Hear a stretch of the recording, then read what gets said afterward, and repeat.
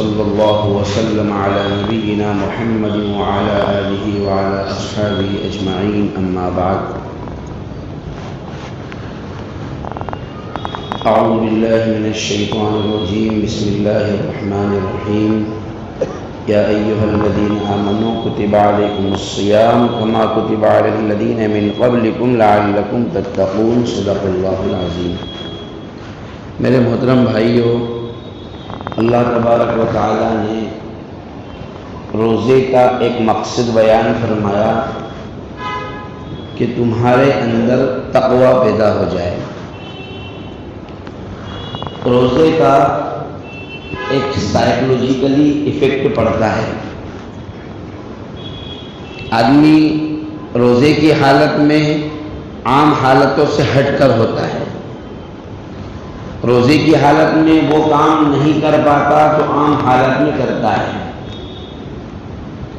اس کو ایک مثال سے یوں سمجھیں کہ اگر آپ نے کسی آدمی سے کچھ لین دین کرنا ہے، مان لو آپ نے کسی کو کچھ قرض دیا ہوا تھا، اب وہ دینے کا نام نہیں لے رہا ہے، ٹال مٹول کر رہا ہے، وہ کہہ رہا ہے کہ میں دے چکا ہوں، تو آپ اس کو کچھ نہیں کرتے ہیں، آپ اس کو کہتے ہیں کہ ایک بار مسجد میں چل کے بول دے، اس کے بعد کبھی نہیں مانگوں گا۔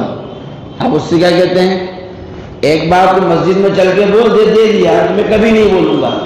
تو آدمی ڈر جاتا ہے، گھبرا جاتا ہے کہ نہیں مسجد میں جا کے نہیں بولوں۔ کیوں؟ اس لیے کہ مسجد کا ایک اثر پڑتا ہے۔ آدمی کے ذہن و تصور میں یہ ہے کہ یہ اللہ کا گھر ہے، یہاں جھوٹ بولنا بڑا گناہ ہے، یعنی جھوٹ بولنا تو ہمیشہ ہی بڑا گناہ ہے، لیکن مسجد میں آنے کے بعد آدمی ڈرتا ہے کہ یہاں آ کر جھوٹ بول دیا تو پکڑ ہو سکتی ہے۔ ایسے ہی روزے کو اللہ تبارک و تعالیٰ نے جو فرمایا کہ یہ تمہارے دلوں کے تقوی کی چیز ہے، یعنی آدمی کی عام حالت روزے کی حالت دونوں میں فرق ہے۔ عام حالت میں آدمی جو کام کرتا ہے، روزہ ذہن میں ہونے کی وجہ سے روزے میں اس سے بچتا ہے، اسی کا نام تقوی ہے۔ اسی کو جناب رسول اللہ صلی اللہ علیہ وسلم نے ارشاد فرمایا، الصوم جنۃ ما لم یخرقها، روزہ ایک ڈھال ہے۔ کہیں سے ڈھال ہے؟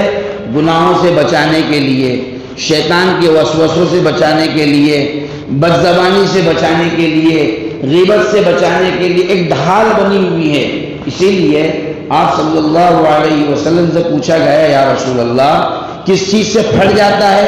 کہا جھوٹ بولو گے پھٹ جائے گا، غیبت کرو گے پھٹ جائے گا۔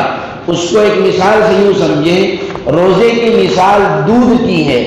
دودھ کتنا صاف ہوتا ہے، ایک دم سفید شفاف، لیکن وہ دودھ جبھی رہے گا جب آپ اس کو بچا کر رکھیں گے۔ کس چیز سے بچانا ہے؟ اس کو کھٹائی سے بچانا ہے، اس کو مرچ سے بچانا ہے، خراب برتن سے بچانا ہے، خراب ہاتھ اندر جانے سے بچانا ہے، ورنہ وہ کیا ہو جائے گا؟ پھٹ جائے گا۔ اس کو اگر صاف شفاف رکھنا ہے تو اس کو احتیاط کے ساتھ رکھا جاتا ہے، وقت پر گرم کیا جاتا ہے، اور کوئی چیز ایسی، ہمارے کچن میں 10 طرح کے مسالے ہوتے ہیں لیکن دودھ کو ڈھک کر کے رکھا جاتا ہے۔ کیوں؟ ذرا سا بھی اثر ہوا تو یہ پورا کے پورا دودھ خراب ہو جائے گا۔ بس ایسے ہی روزہ ہے، اگر اس میں گناہ کے اثرات آتے ہیں تو یہ ایسا ہے جیسا کہ دودھ میں مرچ کا گر جانا، دودھ میں کھٹائی کا گر جانا، یہ اس کو نقصان کا دے دیتی ہے۔ اسی لیے جناب رسول اللہ صلی اللہ علیہ وسلم نے ایک حدیث میں ارشاد فرمایا، صحابہ سے پوچھا، جانتے ہو مفلس کس کو کہتے ہیں؟ صحابہ نے عرض کیا، یا رسول اللہ جس کے پاس مال دولت نہ ہو وہ مفلس۔ آپ نے فرمایا نہیں، میری امت کا مفلس وہ آدمی ہے جو قیامت کے دن بہت سارے نمازیں لائے گا، روزے لائے گا، بہت سارے اعمال لے کر کے آئے گا، لیکن کسی کو گالی دی ہے، ولیکن ضرب ھذا، مارا ہے، شتم ھذا، گالی دی ہے، اکل مال ھذا، کسی کا مال لے لیا، زندگی بھر دینے کا نام نہیں لیا۔ اللہ تبارک و تعالیٰ بدلے میں اس کی نیکیاں اس کے اوپر ڈال دیں گے اور اس کے گناہوں کے اثرات اس کے اوپر ڈال دیں گے۔ اس حدیث کی شرح میں محدثین نے روزے کی اہمیت تو لکھا ہے کہ لیکن جب روزے کا مسئلہ آئے گا کہ روزے بھی اس کو دے دیے جائیں اور اس کے برے اعمال اس پر ڈال دیے جائیں، تو چونکہ اللہ تبارک و تعالیٰ نے کیا فرمایا، الصوم لی، روزہ خالص میرے لیے ہے، وہ انا اجزی بھی، میں خود اس کا بدلہ دوں گا۔ اس کی شرح میں محدثین نے لکھا ہے کہ قیامت کے دن اس کی روزے کی اہمیت پر قیامت کے دن اللہ تبارک و تعالیٰ سارے اعمال اس کو دے دیں گے، لیکن جب روزہ دینے کا نمبر آئے گا تو اللہ اس کی برائیاں لے تو لیں گے کہ ٹھیک ہے لے لے، لیکن روزے دار کے اوپر نہیں ڈالیں گے، بلکہ اس کو باہر ہی ختم کر دیں گے اور روزے کا ثواب اللہ تعالیٰ زندہ رکھیں گے، باقی رکھیں گے۔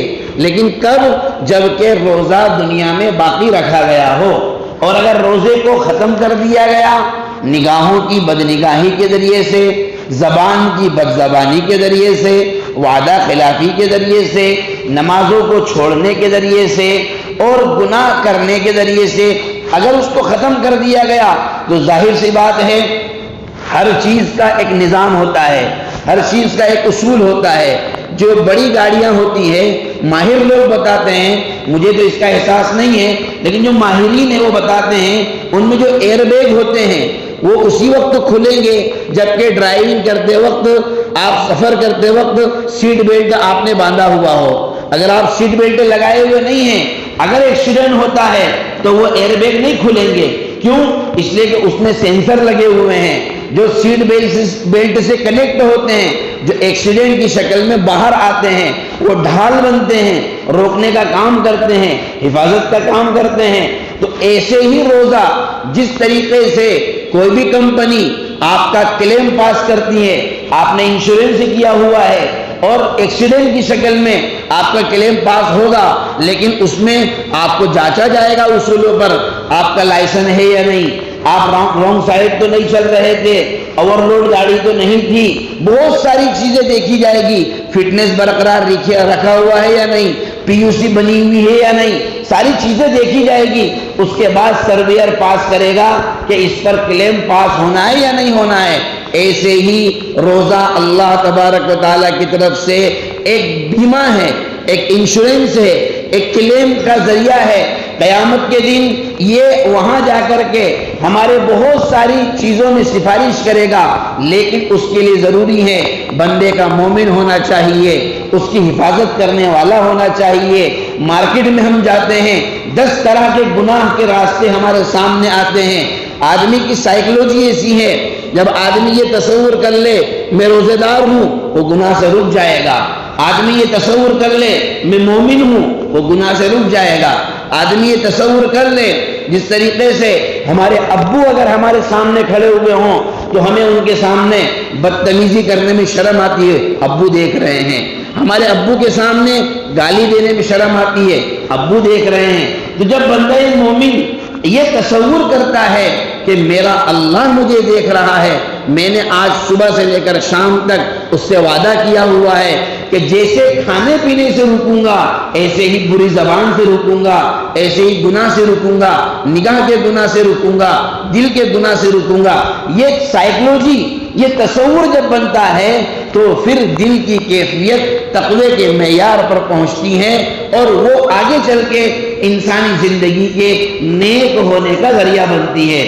دیکھو ضروری نہیں ہے کہ آدمی نیک ہونے کے لیے کوئی بہت بڑا مولانا ہی ہو، کوئی بہت بڑا حضرت جی ہو، نہیں، نیک اور بد ہونے کا تعلق ہمارے اپنے قلب سے ہے۔ ہم نے اپنے دل کو اللہ کی طرف متوجہ کر لیا، اللہ نے ہمیں اپنا بنا لیا، اللہ کے ولی بن گئے۔ ولی کے معنی دوست چاہتے ہیں، دوست آدمی اسی کو بناتا ہے جس پر اطمینان ہوتا ہے، اور جب بندے کا دل اللہ کی طرف متوجہ ہوتا ہے اللہ اس کو اپنے دوستوں میں شامل کر دیتے ہیں۔ اللہ تبارک و تعالیٰ اس ماہ مبارک کی برکت سے ہم سب کو اپنے نیک بندوں میں شامل فرمائے، اپنے دوستوں میں شامل فرمائے، ہمیں اعمال صالحہ کی توفیق عطا فرمائے۔ وما توفیقی الا باللہ۔ سبحان اللہ وبحمدہ، سبحانک اللہم وبحمدک، نشہد ان لا الہ الا انت، نستغفرک ونتوب الیک۔